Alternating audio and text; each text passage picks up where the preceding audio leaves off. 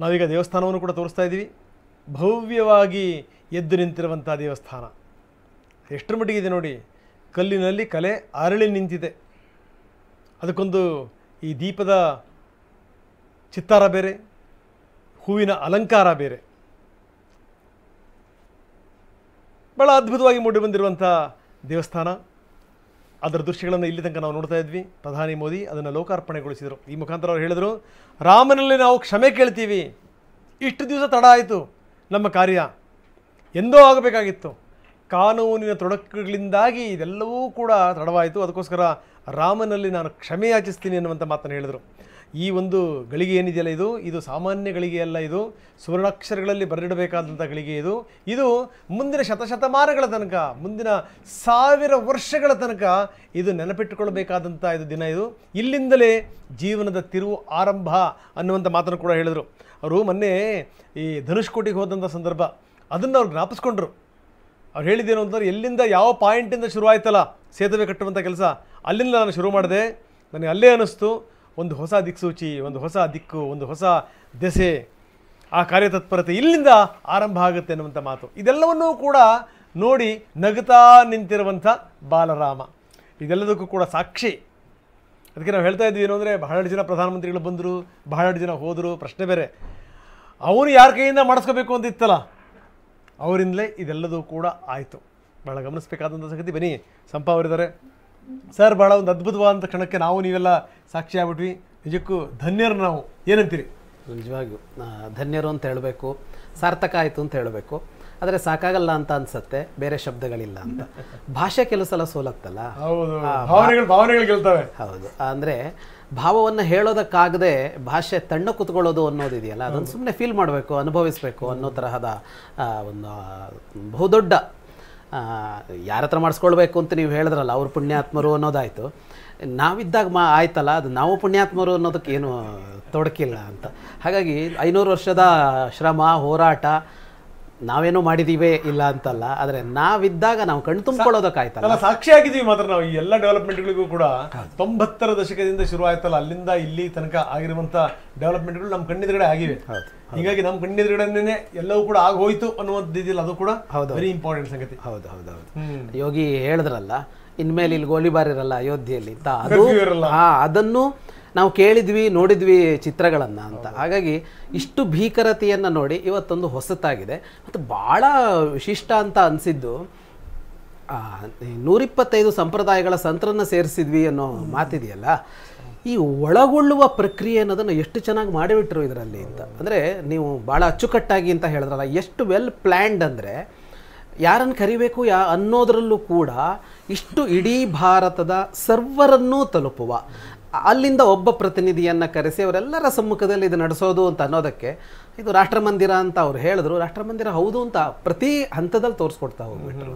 ಈ ಪ್ರತಿನಿಧಿಸೋದು ಅನ್ನೋ ವಿಚಾರಕ್ಕೆ ಸಂಬಂಧಪಟ್ಟಂಗೂ ಕೂಡ ಕೆಲವೊಂದು ವ್ಯಕ್ತಿಯ ಪ್ರತಿನಿಧಿತ್ವ, ಇನ್ ಕೆಲವೊಂದು ಏನಂದ್ರೆ ವಸ್ತುಗಳ ಪ್ರತಿನಿಧಿತ್ವ ಬಹಳ ಗಮನಿಸ್ಬೇಕು ನಾವು.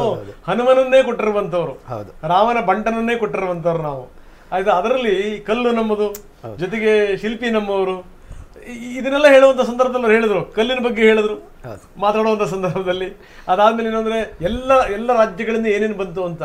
ತಮಿಳುನಾಡಿನ ನಾದಸ್ವರ ವಾದನ ಅದನ್ನು ಮೆನ್ಷನ್ ಮಾಡಿದ್ರು. ಆಂಧ್ರ ಪ್ರದೇಶದಿಂದ ಏನು ಬಂತು, ತೆಲಂಗಾಣದಿಂದ ಏನು ಬಂತು, ಕೇರಳದಿಂದ ಏನು ಬಂತು, ಮಧ್ಯಪ್ರದೇಶ, ಉತ್ತರ ಪ್ರದೇಶ, ರಾಜಸ್ಥಾನ, ಹೀಗೆ ಎಲ್ಲ ರಾಜ್ಯಗಳ ಒಳಗೊಳ್ಳುವಿಕೆ ಇದೆಯಲ್ಲ, ಎಲ್ಲ ಜನರ ಒಳಗೊಳ್ಳುವಿಕೆ ಇದೆಯಲ್ಲ, ಅದು ಭಾಳ ಇಂಪಾರ್ಟೆಂಟ್ ಅಂತ. ನಿಜವಾಗೂ ಭಾಳ ಅದ್ಭುತವಾಗಿ ಬಂತದ್ದು. ಈಗ ರಾಮನ ಕಾಲದಲ್ಲಿ ನಾವು ಕರ್ನಾಟಕ ಭಾಳ ಹೆಮ್ಮೆ ಪಡಬೇಕಾದ್ದೇನೆಂದರೆ, ನಾವು ಹನುಮಂತನ ಹೆಸರು ಒಂದೇ ಹೇಳ್ಕೊಳ್ತೀವಲ್ಲ, ಸೀತೆ ಬಿಡಿಸ್ಕೊಂಡು ಬರೋದಕ್ಕೆ ಹೊರಟಾಗ ಸೀತೆ ಹುಡುಕಿದ ಕರ್ನಾಟಕದವರು, ಮತ್ತೆ ಸೀತೆ ಬಿಡಿಸ್ಕೊಂಡ್ ಬರೋದಕ್ಕೆ ಸೈನ್ಯ ಕೊಟ್ಟ ಸಾಮ್ರಾಜ್ಯ ಕರ್ನಾಟಕದ್ದೇ ಅಂತ.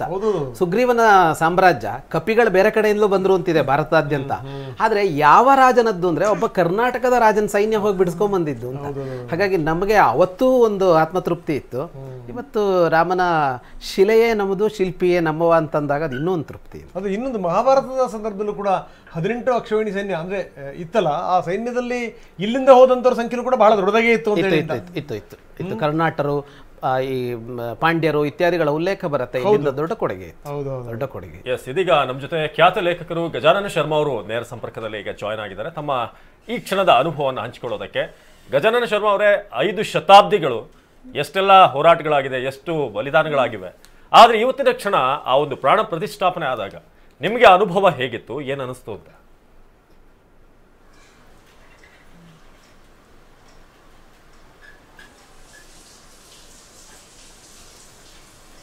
ನೋಡಿ, ಅದು ನಮ್ಮ ಜೀವಮಾನದಲ್ಲಿ ನಾವು ಊಹಿಸದಂತಹ ಒಂದು ಕ್ಷಣ, ಅಲೌಕಿಕವಾದ ಕ್ಷಣ, ಅನೂಹ್ಯವಾದ ಕ್ಷಣ.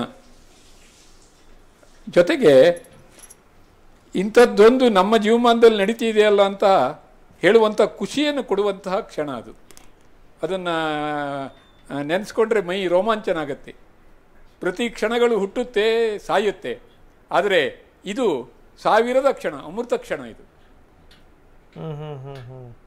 ಭಾಳ ಅದ್ಭುತವಾದ ಮಾತು ಹೇಳಿದ್ರಿ. ಈಗ ಇನ್ನಷ್ಟು ಬೇಕೆನ್ನ ಹೃದಯಕ್ಕೆ ರಾಮ, ಅದರ ಹಾಡಿನ ಮುಂದುವರೆದ ಭಾಗ ಬರಲೇಬೇಕು ಗುರುಗಳೇ ನೀವು. ಯಾಕಂದರೆ ಈಗ ಅಯೋಧ್ಯೆಯಲ್ಲಿ ಏನೋ ನೀನು ನಿಂತುಬಿಟ್ಟೆ ರಾಮ, ನೆಕ್ಸ್ಟ್ ಮಥುರಾ ಬೇಕು ರಾಮ, ನಂತರ ಕಾಶಿ ಬೇಕು ರಾಮ, ಅದನ್ನೆಲ್ಲ ಕೊಡಿಸುವಂಥ ಜವಾಬ್ದಾರಿ ನಿಂದೇ ರಾಮ ಅನ್ಬೇಕು ಸರ್. ಅದು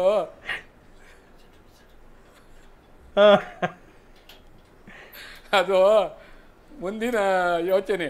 ಅದು ನಮ್ಮ ಪ್ರಧಾನಮಂತ್ರಿಗಳೇ ಹೇಳಿದ್ದಾರಲ್ಲ. ಜೊತೆಗೆ ನಿನ್ನೆ ನಮ್ಮ ಗುರುಗಳು ಅಯೋಧ್ಯೆಯಿಂದ ಹೇಳ್ತಾ ಇದ್ರು ಏನು ಅಂದ್ರೆ, ಅಯೋಧ್ಯೆಯ ಒಂದು ಮಂದಿರ ಇನ್ನು ಲಕ್ಷ ಮಂದಿರಗಳಿಗೆ ಬುನಾದಿ ಎನ್ನುವ ಹಾಗೆ. ಹಾಗಾಗಿ ಏನಾಗುತ್ತೆ ನೋಡೋಣ, ನಮ್ಮ ಜೀವಮಾನದಲ್ಲಿ ಆದ್ರೂ ಅದು ಆಗ್ಲಿ. ಹಂಗಾದ್ರೆ ಅದನ್ನು ಚೇಂಜ್ ಮಾಡ್ಬೇಕು. ಇನ್ನಷ್ಟು ವರ್ಷಗಳು ಕಾಯುವೆವು ರಾಮ, ಹಂಗಂತ ಹೆಚ್ಚು ಕಾಯಿಸ್ಬೇಡ ರಾಮ ಅಂತಲೂ ಸೇರಿಸ್ಬೇಕು ಸರ್.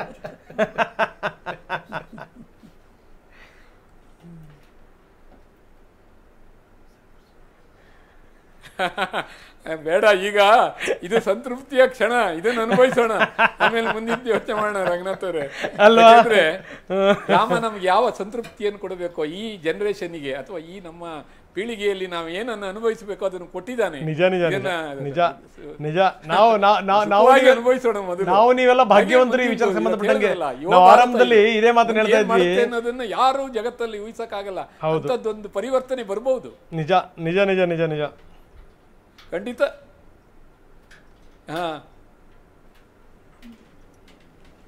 ಖಂಡಿತವಾಗಿಯೂ ನಾವು ಭಾಗ್ಯವಂತರು.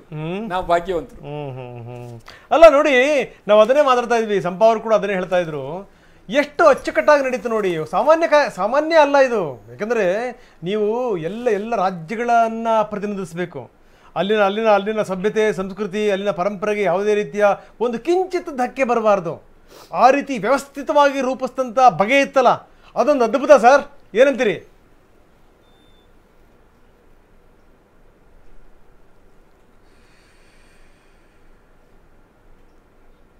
ಖಂಡಿತವಾಗಿಯೂ. ಯಾಕೆಂದ್ರೆ ಎಲ್ಲರನ್ನು ಒಳಗೊಂಡು ರಾಮಾಯಣವೂ ಅಷ್ಟೇ, ಪ್ರಾಣಿಗಳಿಂದ ಹಿಡಿದು ಪಕ್ಷಿಗಳಿಂದ ಹಿಡಿದು ಎಲ್ಲ ವರ್ಗದ ಮನುಷ್ಯರನ್ನ ಸೇರಿಸಿಕೊಂಡು ನಡೆದಿರುವಂತಹ ಒಂದು ಪಯಣ ಅದು. ಇವತ್ತಿನ ಕಾರ್ಯಕ್ರಮವೂ ಹಾಗೆ ಇಡೀ ದೇಶವನ್ನ ಆಸೇತು ಹಿಮಾಚಲ ತನಕ ಎಲ್ಲರನ್ನು ಸೇರಿಸ್ಕೊಂಡು ಒಂದು ಕಾರ್ಯಕ್ರಮವನ್ನ, ಯಾವುದೇ ನೀವು ಹೇಳಿದಾಗೆ ಕಿಂಚಿತ್ತು ಊನ ಇಲ್ದಿದ್ದ ಹಾಗೆ ನಡೆದಿರುವಂತಹ ಒಂದು ಕಾರ್ಯಕ್ರಮ. ನಿಜವಾಗಿಯೂ ಮೈ ತುಂಬುವಂತಹ ಕ್ಷಣಗಳು, ಮನಸ್ಸು ತುಂಬುವಂತಹ ಕ್ಷಣಗಳು. ಹಲವಾರು ಸಂಗತಿಗಳನ್ನು ಉಲ್ಲೇಖಿಸಿದರು ಪ್ರಧಾನಮಂತ್ರಿಗಳು. ಇಲ್ಲಿ ಏನು ಅಂತಂದರೆ, ರಾಮನಿಂದ ರಾಷ್ಟ್ರ ಅನ್ನುವಂಥ ಮಾತನ್ನು ಹೇಳಿದರು, ಈ ದೇವನಿಂದ ದೇಶ ಅನ್ನುವಂಥ ಮಾತನ್ನು ಹೇಳಿದರು, ರಾಮನ ಸೇವೆ ಅನ್ನುವಂಥದ್ದು ರಾಷ್ಟ್ರ ಸೇವೆ ಅನ್ನುವಂಥ ಮಾತನ್ನು ಹೇಳಿದರು.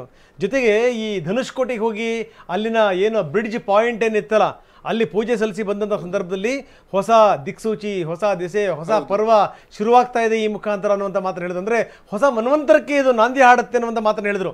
ಏನು ಸರ್ ಇದ್ರ ಅರ್ಥ ಏನು?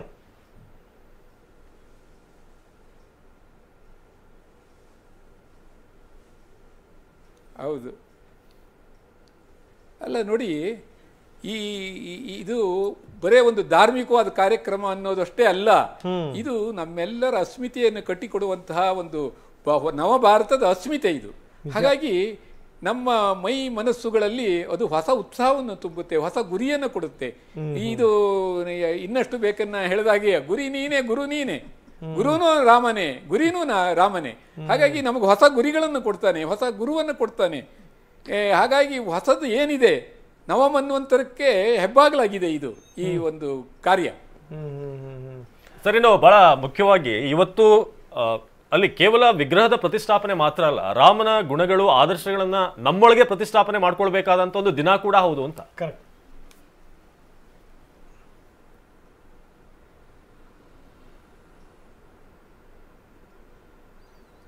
ಖಂಡಿತವಾಗಿಯೂ ಇದು ಮಂದಿರ ಅಲ್ಲಿ ಭೌತಿಕವಾಗಿ ಬಂದಿದೆ, ಆದರೆ ನಮ್ಮೆಲ್ಲರ ಹೃನ್ ಮಂದಿರದಲ್ಲಿ ಶ್ರೀರಾಮಚಂದ್ರನ ಆದರ್ಶಗಳು ಬೆಳಗಬೇಕು.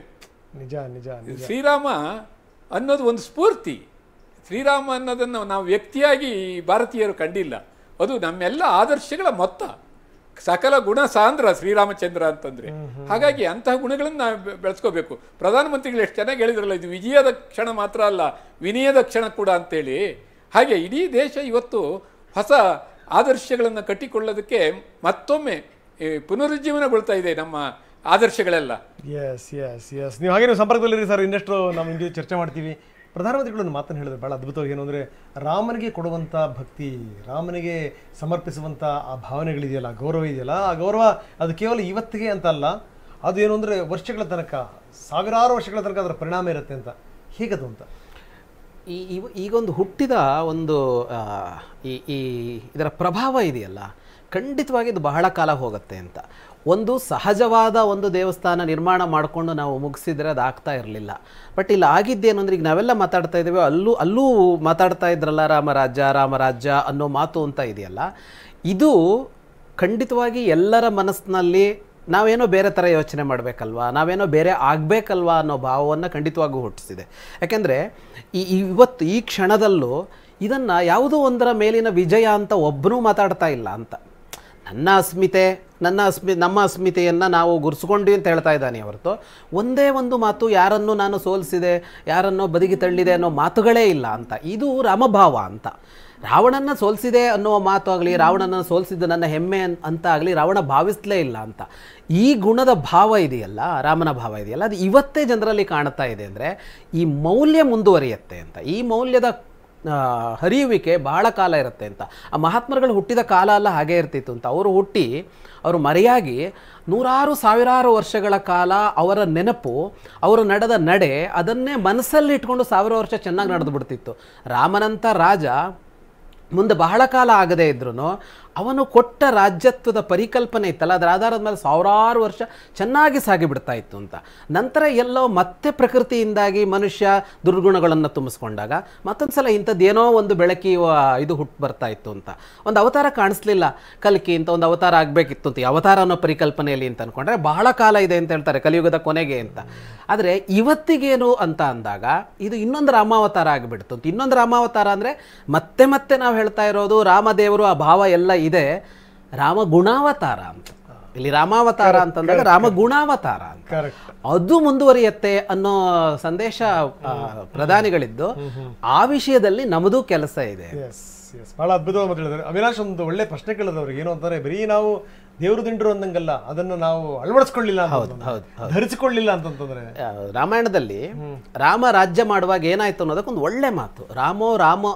ರಾಮೋ ರಾಮ ಇತಿ ಪ್ರಜಾನಾಂ ಅಭವನ್ ಕಥಾ ರಾಮಭೂತಂ ಜಗದಭೂತ್ ಒಂದು ಮಾತಾಡ್ತಾರೆ ವಾಲ್ಮೀಕಿಗಳು. ಎಲ್ಲರೂ ರಾಮ ರಾಮ ರಾಮ ರಾಮ ಅಂತಲೇ ಮಾತಾಡ್ತಾ ಇದ್ರಂತೆ. ನಾವು ಇವತ್ತು ಮಾತಾಡ್ತಾ ಇದೀವಲ್ಲ, ಈಗ ಒಂದು ತಿಂಗಳಿಂದ ಮಾತಾಡ್ತಾ ಇದೀವ, ಎಲ್ಲೋದ್ರೂ ರಾಮ ಅಂತ ಮಾತಾಡ್ತಾ ರಾಮಭೂತಂ ಜಗತ್ ಅಭೂತ್, ಎಲ್ಲರೂ ರಾಮರೇ ಆದರು ಅಂತ ವಾಲ್ಮೀಕಿಗಳು ಹೇಳ್ತಾರೆ ಅಂತ. ಇದರ ಮುಂದೆ ಏನು ಅಂತ ಅಂದರೆ, ಇಷ್ಟು ದಿವಸ ರಾಮ ಭಜನೆ ಮಾಡಿದ್ವಿ ಅಂದರೆ ರಾಮ ಸ್ಮರಣೆ ಮಾಡಿದ್ವಿ, ರಾಮನ ಹೆಸರೇ ಹೇಳಿದ್ವಿ, ಇನ್ನು ಮುಂದೆ ರಾಮರಾಗಬೇಕಾಗಿದೆ ನಾವು. ಕರೆಕ್ಟ್ ಏನಂತೀರಮ್ಮ ನೀವು? ಹೌದು, ಕರೆಕ್ಟ್. ಅವ್ರು ಹೇಳಿದ ವಿಚಾರ ತುಂಬ ಚೆನ್ನಾಗಿದೆ. ನಾನು ಅದೇ ಹೇಳ್ತಾ ಇದ್ದೀನಿ, ನೀವು ಕಳೆದ 2 ದಿನದಿಂದ ಟಿ ವಿ ಕಾರ್ಯಕ್ರಮದಲ್ಲಿ ಭಾಗವಹಿಸಬೇಕು ಅಂತ ಹೇಳಿದಾಗನಿಂದನು ಹೆಚ್ಚು ಕಮ್ಮಿ ಇದ್ದದ್ದು ವಿಚಾರಗಳು ತುಂಬ ತಲೆಗೆ ಹೋಗೋಕ್ಕೆ ಸ್ಟಾರ್ಟ್ ಆಯಿತು. ನಮ್ಮ ಮನೆಯವ್ರಿಗೆ ಅದೇ ಹೇಳ್ತಾ ಇದ್ದೀನಿ, ನಾನು ಈಗ ಕಲಿಯುಗದಲ್ಲಿ ಇಲ್ಲ, ತ್ರೇತಾಯುಗದಲ್ಲಿದ್ದೀನಿ. ಅಷ್ಟು ಅಲ್ಲ ಪಾತ್ರಗಳು ನನ್ನಲ್ಲಿ ಪರಾಕಾಯ ಪ್ರವೇಶ ಮಾಡಿಬಿಟ್ಟಿದೆ. ಸೀತೆ ಆಗಲಿ, ರಾಮ ಆಗಲಿ, ಲಕ್ಷ್ಮಣ ಆಗಲಿ, ಆಂಜನೇಯ ಆಗಲಿ, ಪ್ರತಿಯೊಂದು ಪಾತ್ರ ನನ್ನ ಮುಂದೆ ನಡ್ಕೊಂಡು ಹೋಗ್ತಾ ಇದೆಯೇನೋ ಆ ಭಾವನೆ ನನಗೆ ಬರ್ತಾ ಇದೆ. ಯಾಕೋ ಈ ಲೌಕಿಕ ಬೇಡ ಅನ್ನಿಸ್ತಾ ಇದೆ, ಈಗಿನ ಜಗತ್ತಿನ ವಿಚಾರಗಳು ಬೇಡ ಅನ್ನಿಸ್ತಾ ಇದೆ ಅಂತ. ಯಾಕೆ 3 ದಿನದ ಮಟ್ಟಿಗೆ ಅಷ್ಟೇ ಇದು TV 9 ಪ್ರೋಗ್ರಾಮ್ ಹೋಗ್ಬೇಕು ಅಂದಾಗ್ಲಿಂದ. ಅದಕ್ಕೂ ಮುಂಚೆ ಎಷ್ಟು ವಿಚಾರಗಳು ತಗೋತಿದ್ವಿ.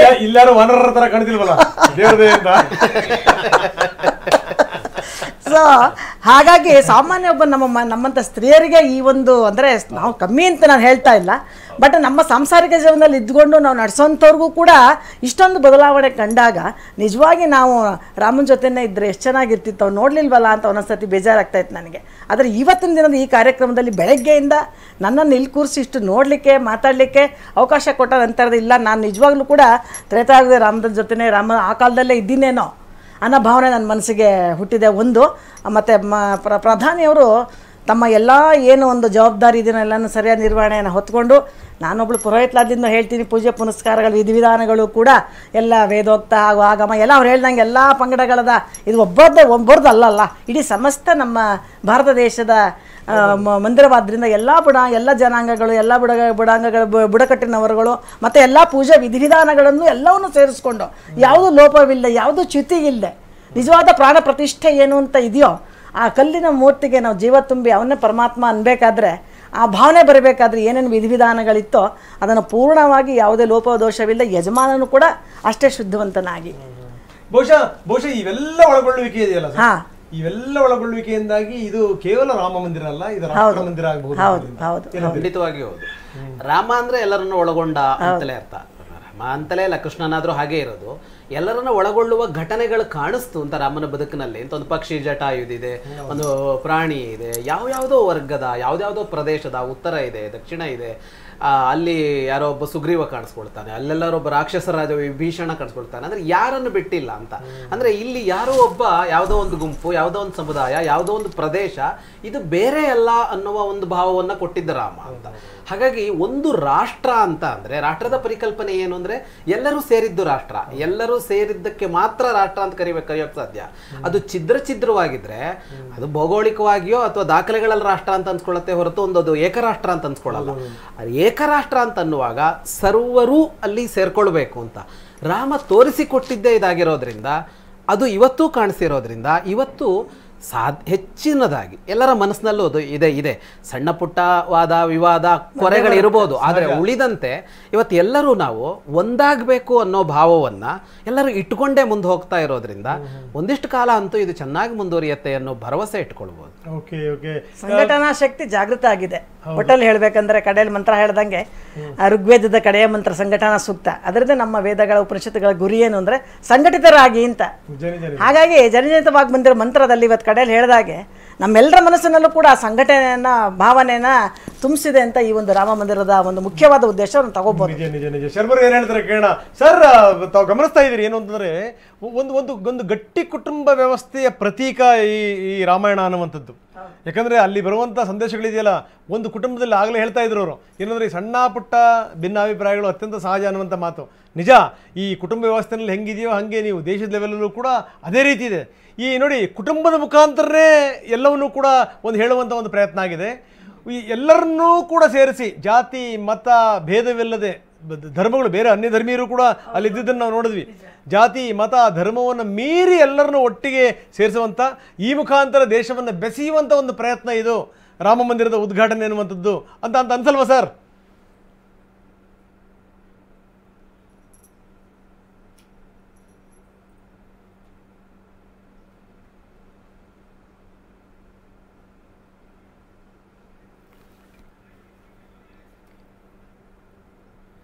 ಓಕೆ, ಕಾರಣಾಂತರಗಳಿಂದ ಸಂಪರ್ಕ ಸಾಧ್ಯ ಆಗ್ತಿಲ್ಲ. ಅದೇ ಈ ಕುಟುಂಬ ವ್ಯವಸ್ಥೆಯ ಬಗ್ಗೆನೇ, ಇಡೀ ಕುಟುಂಬವನ್ನು ಬೆಸೆಯುವಂಥ ಕೆಲಸ ಅನ್ನುವಂಥ ಮಾತನ್ನು ಹೇಳ್ತಾ ಇದ್ದೆ ನಾನು. ಏನಂತೀರಿ ಸರ್? ನಿಜವಾಗಿಯೂ ಆದರೆ ಕುಟುಂಬ ಅನ್ನೋದೇ ಒಕ್ಕೂಟ ಅಂತ ಆರಂಭ ಆಗ್ಬಿಡತ್ತೆ ಅಂತ. ಈ ರಾಷ್ಟ್ರದ ಕಲ್ಪನೆ ಇದೆಯಲ್ಲ, ಒಂದು ದೇಶ ಒಂದು ರಾಷ್ಟ್ರ, ಅದರ ಸಣ್ಣ ಒಂದು ಪ್ರತಿಕೃತಿ ಅಂತ ಮಾಡಿದರೆ ಅದು ಕುಟುಂಬ ಆಗಿರುತ್ತೆ ಅಂತ. ಅಲ್ಲೂ ಹಾಗೆ ಭಿನ್ನ ಭಿನ್ನ ವಯಸ್ಸು, ಭಿನ್ನ ಭಿನ್ನ ತಲೆಮಾರುಗಳು, ಭಿನ್ನ ಭಿನ್ನ ಯೋಚನೆಗಳು, ಭಿನ್ನ ಭಿನ್ನ ವೃತ್ತಿಯವರು ಸೇರಿ ಒಂದು ಸೂರಿನ ಕೆಳಗಿರೋದು ಕುಟುಂಬ ಅಂತಂದಾಗ ಅದು ವಿಸ್ತಾರವಾದಾಗ ರಾಷ್ಟ್ರ ಆಗಿಬಿಡುತ್ತೆ ಅಂತ. ಹಾಗಾಗಿ ಕುಟುಂಬವನ್ನ ಸಕ್ಸಸ್ ಮಾಡೋದಕ್ಕೆ ಸಾಧ್ಯ ಆದರೆ ರಾಷ್ಟ್ರ ಸಕ್ಸಸ್ ಸಾಧ್ಯ. ಯಾಕಂದ್ರೆ ಏನಾದ್ರು ತೊಂದರೆಗಳಾದಂಥ ಸಂದರ್ಭದಲ್ಲಿ ಕುಟುಂಬಸ್ಥರೆಲ್ಲ ನಿಂತ್ಕೊಂಡ್ಬಿಡ್ತಾರಲ್ಲ, ಹಂಗೆ ರಾಷ್ಟ್ರಕ್ಕೆ ಏನಾದ್ರು ಆದಂಥ ಸಂದರ್ಭದಲ್ಲಿ ರಾಷ್ಟ್ರ ಜನರಲ್ಲ ನಿಂತ್ಕೊತಾರೆ ಅಂತ ಅರ್ಥ. ಆ ಭೇದವೋ ಭಿನ್ನತೆಯೋ ಒಳಗೆಲ್ಲೋ ಇದ್ರೂ ಇನ್ನೊಂದು ಅಂತ ಅಂದಾಗ ಒಟ್ಟಾಗ್ತಾರಲ್ಲ ಅಂತ. ಅಲ್ಲಿ ಪಾಂಡವರ ಮಾತು ಅಂತ ಹೇಳ್ತಾರೆ. ಅಂದ್ರೆ ನಮ್ಮ ಒಳಗೆ ನಾವು ಬೇರೆ, ಅವರು 100 ಜನ, ನಾವು 5 ಜನ, ನಾವೆಲ್ಲರೂ ಬಂದ್ರೆ ವಯಂ ಪಂಚೋತ್ತರಂ ಶತಂ ಅಂತ, ನಾವು 105 ಜನ ಅಂತ.